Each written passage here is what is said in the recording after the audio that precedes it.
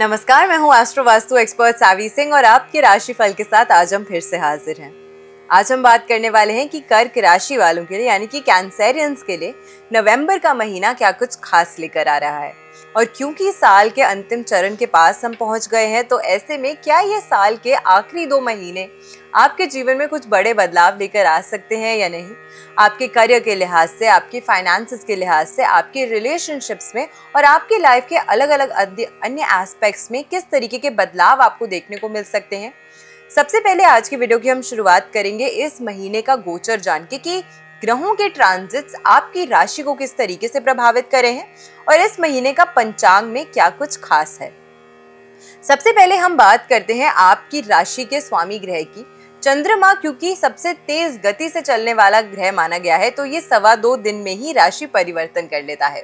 तो इसी कारण से इसकी स्पीड जो है वो नियंत्रण चेंज होती रहती है और इसी कारण से आप लोग जो कर्क राशि से प्रभावित होते हैं वो भी चंद्रमा की ऊर्जा की तरह ही होते हैं, यानी कि घटती बढ़ती हुई आपके मूड स्विंग्स जो है वो हमेशा इसी प्रकार से बने रहते हैं।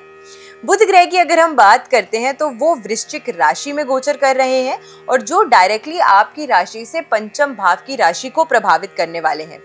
शुक्र क्योंकि इस समय के दौरान तुला राशि में गोचर कर रहे हैं तो आपकी राशि से चतुर्थ भाव को प्रभावित करेंगे। मंगल वृश्चिक राशि में रहने वाले हैं। सूर्य इस समय के दौरान चतुर्थ भाव में और फिर 16 नवंबर से पंचम भाव को प्रभावित करेंगे क्योंकि वो तुला राशि में और उसके बाद वृश्चिक राशि में गोचर करेंगे। देवगुरु बृहस्पति आपकी ही राशि में उच्च के होके प्लेस्ड है, यानी कि कर्क राशि को प्रभावित कर रहे हैं। शनि देव इस समय के दौरान वक्रीय मूवमेंट में है और मीन राशि में गोचर कर रहे हैं। राहु का प्रभाव कुंभ राशि पे रहने वाला है और उससे 180 डिग्री ऑपोजिट में ही एग्जैक्टली केतु का प्रभाव जो है वो सिंह राशि पे रहने वाला है। इस महीने की विशेष करके जो पंचांग है उसमें इस महीने की शुरुआत ही होने वाली है देव उठनी एकादशी से, यानी कि जिसे हम हरि प्रबोधनी एकादशी भी कहते हैं, जिस दिन तुलसी विवाह का महापर्व जो है वो मनाया जाता है। तो इस वर्ष इस साल 1 नवंबर को तुलसी विवाह का पर्व जो है वो मनाया जाने वाला है। इस महीने की सबसे महत्वपूर्ण पूर्णिमा जिसे हम कार्तिक पूर्णिमा के नाम से जानते हैं वो 5 नवंबर को मनाई जाने वाली है और इसी के साथ 5 नवंबर को ही देवगुरु नानक जयंती भी मनाई जाएगी। देवगुरु बृहस्पति जो हैं वो इस महीने के दौरान वक्रीय मूवमेंट में आने वाले हैं और ये ट्रांजिट जो है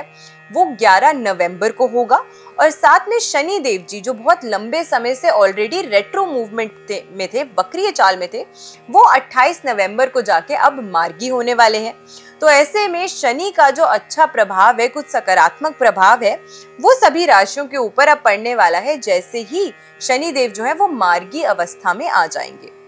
बुध की अगर हम बात करते हैं तो क्योंकि ये वृश्चिक राशि में आपकी राशि से पंचम भाव की राशि में गोचर कर रहा है,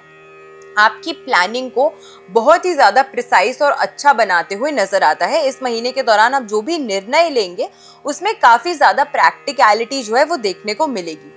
शुक्र की अगर हम बात करते हैं तो वो चतुर्थ भाव में गोचर कर रहे हैं और चतुर्थ भाव नेचुरली सुख सुविधा का भाव माना गया है और वहीं देवगुरु शुक्र जो है वो ग्रह हैं जो आपके जीवन में आपको लग्जरी लेकर आता है। तो आपके जीवन में क्योंकि ये ग्रह शुक्र जो है वो लग्जरी प्रोवाइड करता है, तो ऐसे में इनका चतुर्थ भाव में जो गोचर होता है वो सकारात्मक चेंजेस आपके जीवन में लेकर आ सकता है। आपकी माँ के साथ आपके संबंध बेहतर हो सकते हैं अगर उसमें कुछ मनमुटाव चल रहा था तो, और साथ में जो लोग प्रॉपर्टी परचेज करना चाहते हैं, नया वाहन लेना चाहते हैं या फिर हो सकता है कि आप कहीं और किसी और बेहतर घर में शिफ्ट होना चाहते हैं, तो उस तरीके के जो सकारात्मक बदलाव हैं वो आते हुए इस महीने के दौरान नजर आते हैं।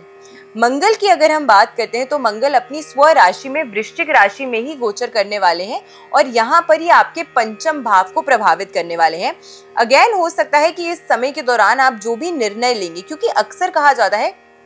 कि कर्क राशि वाले जो होते हैं वो थोड़े से इनडिसाइसिव होते हैं, यानी कि बहुत जल्दी से कोई भी सटीक निर्णय जो है वो नहीं ले पाते हैं। लेकिन क्योंकि इस महीने के दौरान पंचम भाव में आपके 2 ऐसे महत्वपूर्ण ग्रह स्थापित हो रहे हैं, प्लेस हो रहे हैं और उसके बाद 16 नवंबर के बाद यहाँ पे सूर्य का साथ भी बुध को मिल जाएगा, तो पंचम भाव में बुध आदित्य योग स्थापित होगा और इसी के साथ में यहाँ पर ऑलरेडी क्योंकि जो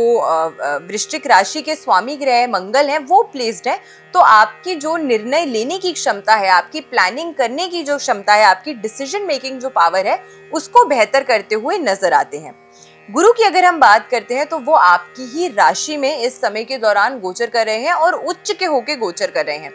वैसे तो देवगुरु बृहस्पति नेचुरली एक बेनिफिक प्लैनेट माने गए हैं, लेकिन ज्योतिषीय सूत्रों के अनुसार ये कहा जाता है कि जब भी जिस भाव में देवगुरु बृहस्पति बैठते हैं, जहां वो प्लेस होते हैं,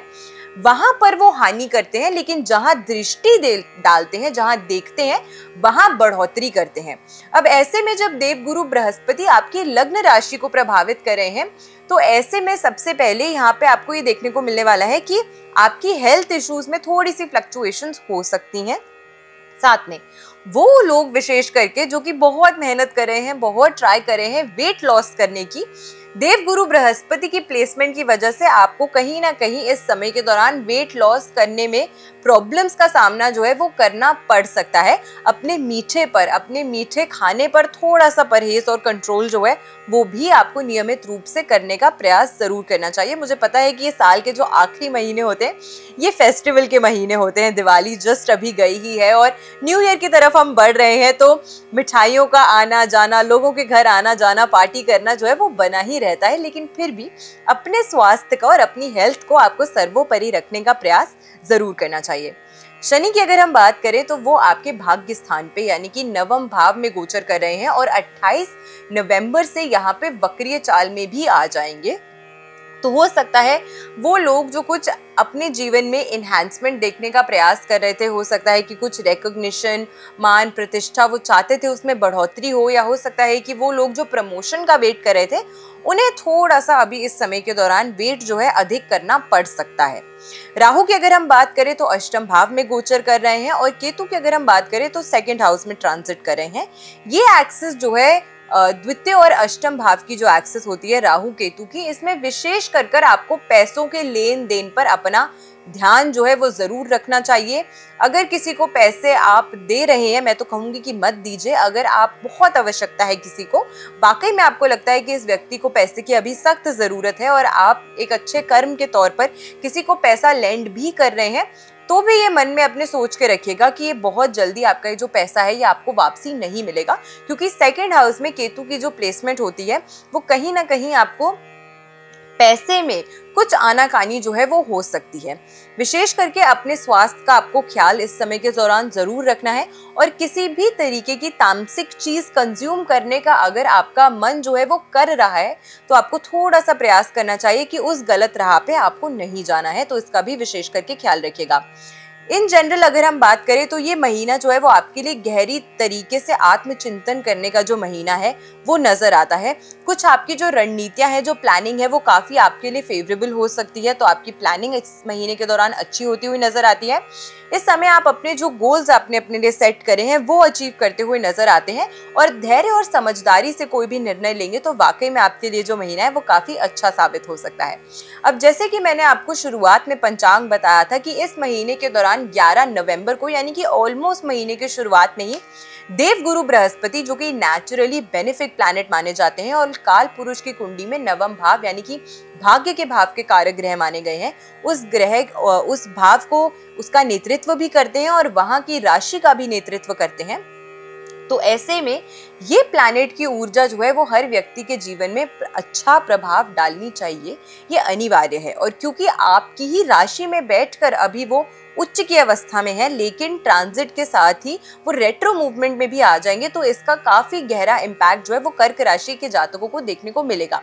ऐसे में हर गुरुवार के दिन आपको केसर और चावल को मिक्स करके इसकी जो खीर है वो जरूर बनानी चाहिए अपने घर में गुरुवार के दिन, और इसका भोग आपको माँ लक्ष्मी और नारायण भगवान को जरूर अर्पित करना चाहिए और फिर आपको खुद भी ग्रहण करना चाहिए। लेकिन एकादशी के दिन आपको चावल का भोग नारायण और माँ लक्ष्मी को नहीं लगाना है, इसका आपको विशेष करके ख्याल रखना है। अन्यथा हर गुरुवार आपको इस रेमेडी को जरूर करना है। वाकई आपके जीवन में आपको बहुत सकारात्मक बदलाव जो है वो देखने को मिलेंगे। तो मैं आशा करती हूँ आज की वीडियो आपको पसंद आई होगी। वीडियो अगर अच्छी लगी हो तो ज्यादा से ज्यादा लोगों तक वीडियो को शेयर जरूर कीजिएगा और चैनल पे नए हैं तो चैनल को सब्सक्राइब जरूर कीजिएगा। ऐसी बेनिफिशियल वीडियोस के साथ फिर से लौट कर आएंगे हम इसी चैनल पे। मैं आशा करती हूँ आपका दिन शुभ रहे। नमस्कार, जय माता दी।